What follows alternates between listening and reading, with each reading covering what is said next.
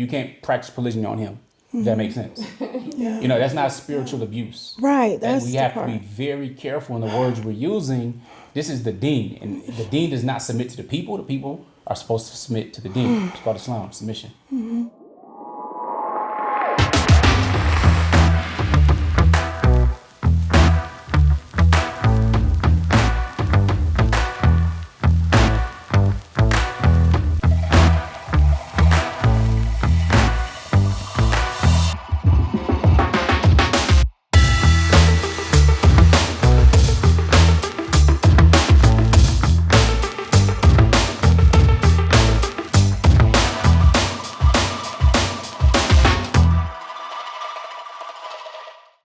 Assalamu alaikum, peace. I'm Coach Nazir. And I'm his wife, Coach Fatimah. And I'm Coach Nyla. I am also his wife. We are the founders of Outstanding Personal Relationships, and from what we hear, your favorite relationship and polygyny coaches. We're also the authors of the book, Let's Talk Polygyny Uncensored.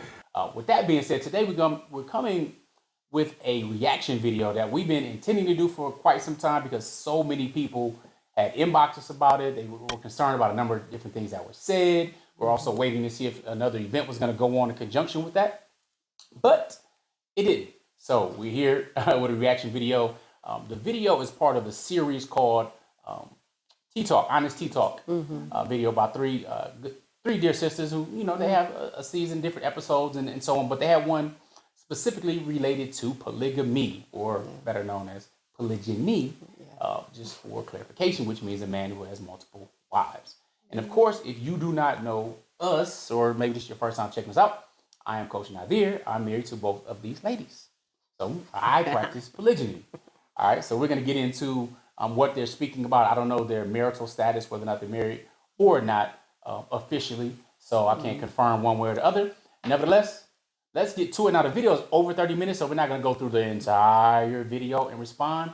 But we do have a number of parts kind of earmarked that we feel are important. But we'll leave the link in the description for you to go check out the video should you choose to do so. So let's get to it.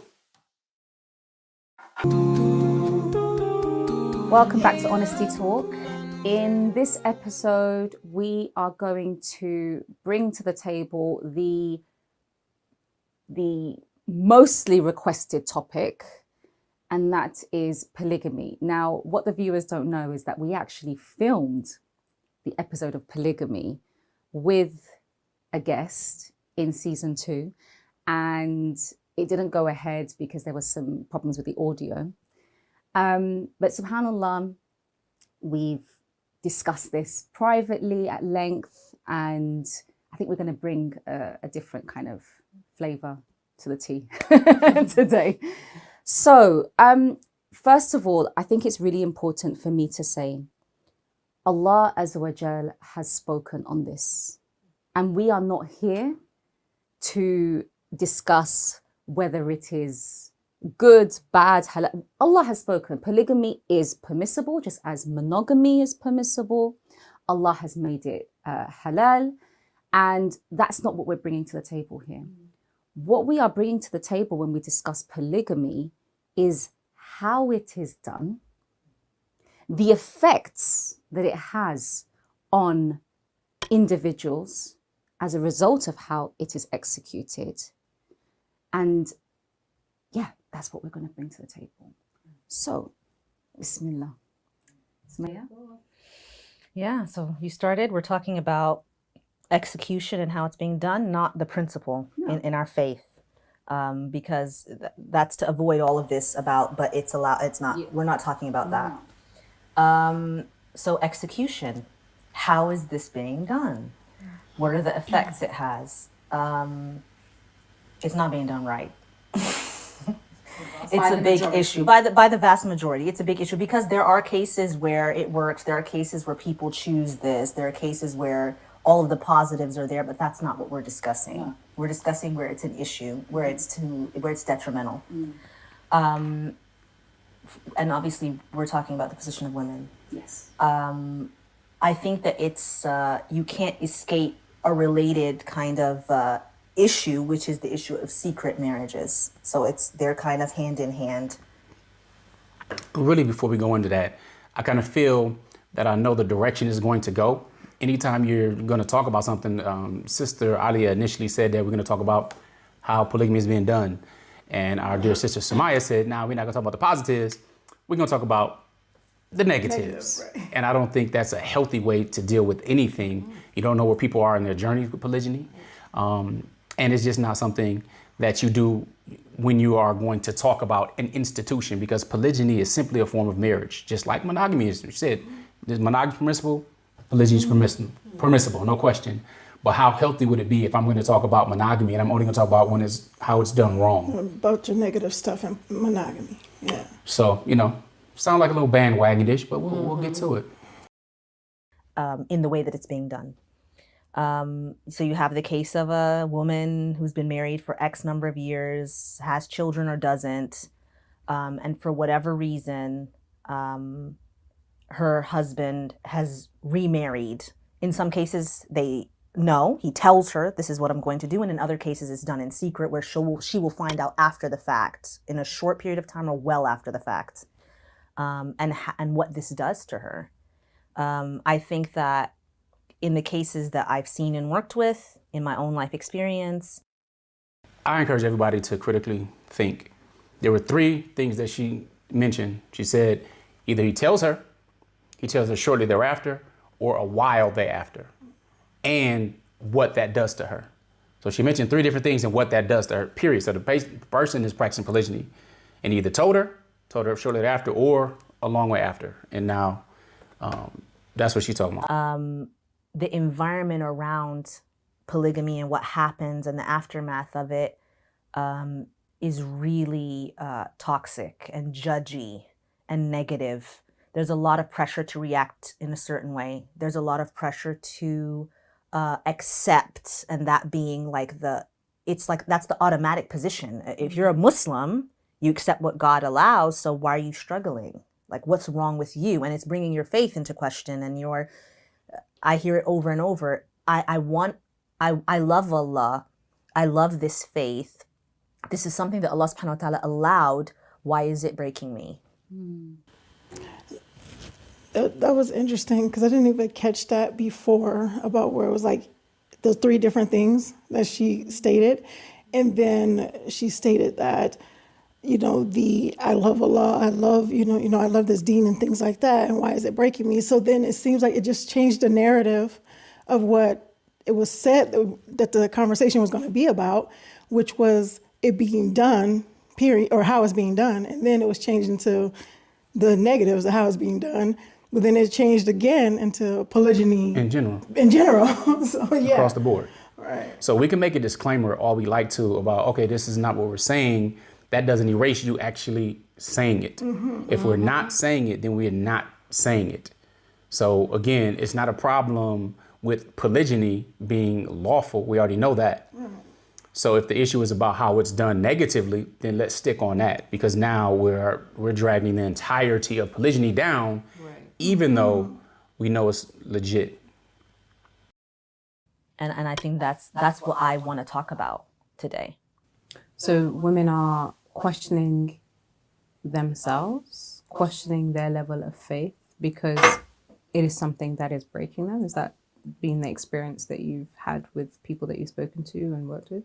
I think that it's an opportunity to put a wedge between a woman and Allah subhanahu wa ta'ala if she thinks that it's being positioned that Allah Azza wa Jal allowed me to do this to you. Right. So it's like the spiritual abuse. When something's going to happen and then I say I have this God card.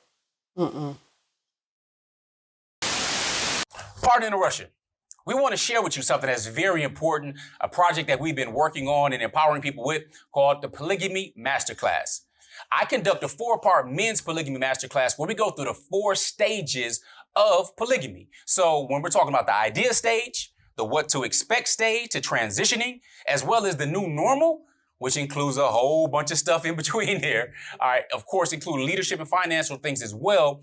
Now, I want men to check that out by going to polygamymasterclass.com. In addition to having access to the live courses as well as the pre-recorded ones, you also get downloads, you get access to me directly. So let's get busy if you really are serious about practicing polygamy in a healthy manner.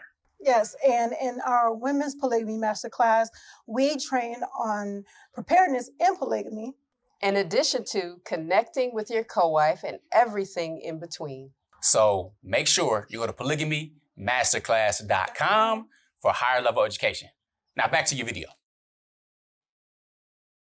I have trouble with this God card comment. I find it very offensive. If I was year one in polygyny, this video in particular would anger me because I like healthy tonality when somebody is speaking, especially about Islam. We say God card and I could use this to hurt you and all these things like that. Even if a woman doesn't have this in her mind, this would put this violence at the forefront of her mind. I've coached, I've counseled women, I've worked with women. We've had summits, workshops, all types of different things. And I find violence in words oftentimes. See, people don't have to hit you, but they can hit you. They don't have to physically hit you, but they can mentally hit you. And this is judgy when we start talking about the God card. So if the brother has every desire for it to work and he's trying, and a woman saying, well, he got this God card because what is said in this video can be used against anybody and weaponized because it's being wielded as such. So the God card and that, I have trouble with that. Because it depends on where you are in your journey. Everybody's not in personal development. Everybody's not a Muslim that's been Muslim for decades. And even with that, what is the quality of the Muslim that is, or the person that's listening to this? So if I had been watching this, it sounds judgy to me. And I'm going, well, he's trying. And then I get words like polygyny aftermath, the aftermath. So then that means when there's an aftermath, then that means there's something violent that has happened in front of that to get us to the aftermath. So it comes off confrontational from the jump, in my opinion. So I don't want to be confronted as a Muslim and be confronted with the ideas of he gonna do it wrong, because you all said it, the vast majority do it wrong. They got a God card, they're gonna use it against me. And he ain't gonna try, because he don't know what to do, because he don't know what he's doing anyway. It's so many generalizations, and we can't make generalizations because you've not met everyone. The vast majority, if they're doing it wrong, who's leading them to do it right? I want to know what is the math behind it? Who did the research behind to know that most of them are messing it up anyway? So the women that are watching this at certain points are met with doom, and I have an issue with it. There should be some type of balance in what we are offering one another. So we talk about all the bad horror stories, but then where's the hope?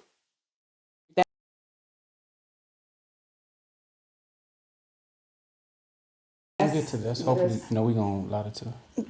Just one thing that kind of got to me that I got from it too, even when she made that comment about the God card, where it starts to put in these little thoughts of that polygyny, or not polygyny, but that Islam is against women, like that, men have, women are oppressed, that it starts to feed into that narrative and that negative stereotype that the women are oppressed, and if they're hurting, if they're feeling some type of way, then the men have spirituality, they have Islam, or they have that blanket to use it as a weapon, instead of looking at the benefit of the things and looking at the divine decree and the divine wisdom of why it's being done and why it's being allowed. So it's a really heavy thing to be very careful of the words that you use when it seems as though that you're spitting venom on why things are allowed, because it starts to seem as though that it's like, okay, well, women aren't cared for in this deen. No, well, we got to be careful, period, when you say something that Al-Hakim, Allah Ta'ala, who's the all-wise, allows. So that goes into yes, we know it's allowed, but then you say, okay, God allowed you to do this to me. To me, exactly. First of all, I'm going to let you know something. The only person you can do polygyny to would be your wife or wives. So if you're married to a man, you're a Muslim and you're married to a husband, and he can practice polygyny because it's allowed, prayerfully he's able to do it in the proper fashion, and we'll get to that. But yeah, you can, it can be done to you. You can't practice polygyny on him. If that makes sense. You know, that's not spiritual abuse. Right. That we have to be very careful in the words we're using. This is the deen, and the deen does not submit to the people. The people are supposed to submit to the deen. It's called Islam, submission. Anyway, we're gonna continue. Well, we seeing It says that I can do it to you. So if you have a problem with it, you have a problem with God. Right. And I think that's dangerous, especially because we're talking about it not being executed properly. We have the example of the Prophet ﷺ. We know what it's supposed to look like. So in the cases where it doesn't look like that, and the woman has an aversion to it, or she's struggling, or there are conversations that aren't being had, there's support that's missing. There are spaces where she's being shamed and judged and sometimes ostracized by the community for taking issue with it, bullied into making a particular decision or not making a particular decision. We need to talk about that. Yes. Yeah. I think it's really important that we talk about the fact that these sisters, when it's not executed properly, that they are now trying to manage the trauma of being betrayed, of being lied to, of being deceived. They're now having to manage a completely different dynamic in their marriage, in their family. All right, there's a couple things here that are important to recognize. One is that when you say being betrayed, being lied to, and so on, and you putting this under the guise of polygyny, that's not polygyny. That's dealing with a bad person. Okay? Because you can absolutely be betrayed, be lied to in order of monogamy. And if you're in monogamy, I'm sure you have examples. So even to the point where the sister said many of them are not being done right, let's say that's the case. Because let's just go with the data that we do have on monogamy. Most marriages fail, which means most aren't being done right. Now, are we going to be against marriage? Again, we have to make the distinction. It's not because polygyny now all of a sudden this person is lying and doing such and such. If the person is doing something bad, that's a bad person. You don't blame polygyny on that. That's a thin line that we're walking right there. Nevertheless, again, this is a longer video, and as you can see, we can get a little long-winded ourselves because these are, rather important. And it's three of us. Right. So, you know what I'm saying? yeah, I know my math. So it's three of us. You have a sister who begins to question herself and her sanity and her faith because she does not like polygamy for herself. She's not saying that she doesn't like polygamy in terms of what Allah has made permissible, but she doesn't like it. And there's so much. You might not like it for yourself, but Allah made it for you. He placed it in your life. So when we say, I don't like it for myself, but he wanted it for you. You don't know if you're in polygyny, so it may elevate you. You don't know if your husband is in polygyny, so it may elevate him and then indirectly elevate you. So when we say we don't like it for ourselves, but then Allah put it in our path, He put it in our timeline, He put it in our lives, then what does that say? You can't have it both ways. So you might not like it for yourself. You might feel whatever kind of way. He knows you feel whatever kind of way you feel. This life is a testing ground. So if He put it in your life, He must know something about you that you don't know. Yeah. That's the thing that when you said that, it made me think about that, because when we say that we like it, but we don't like it for ourselves, like, why do we like it but not like it for ourselves? Is it because we don't want to grow? Because we know that we see the benefits in it as far as growth, but we also see the challenges in it as far as growth and work that we may have to do. So that's why we don't want it, because we don't want to do the work, because we don't want to go through the pain that goes with stretching. Because like growing pain, when you're growing, there's some pain there, some discomfort, I guess I should say. So sometimes I think that's the thing where we say, okay, yeah, I like it, but not for me. And it's like, well, why don't you like it for you, but you like it? if you like it, why won't you like it for me, for yourself?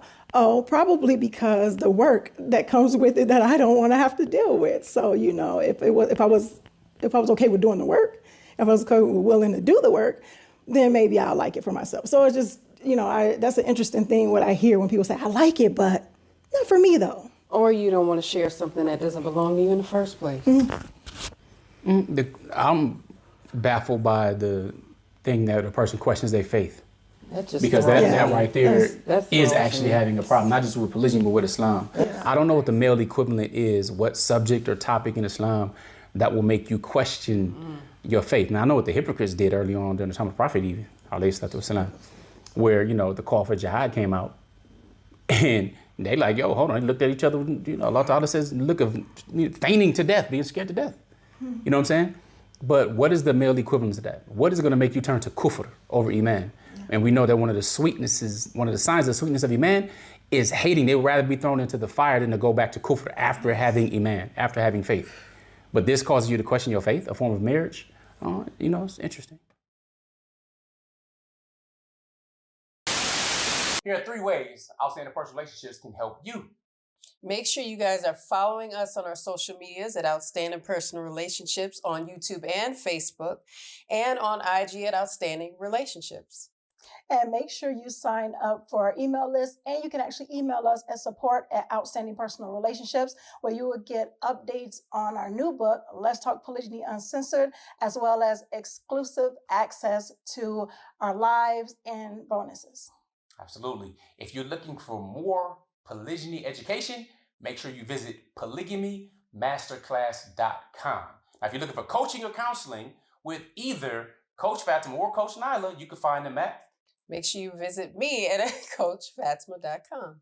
And myself at CoachNyla.com. That's how we can help you. Assalamu alaikum. Peace. Peace.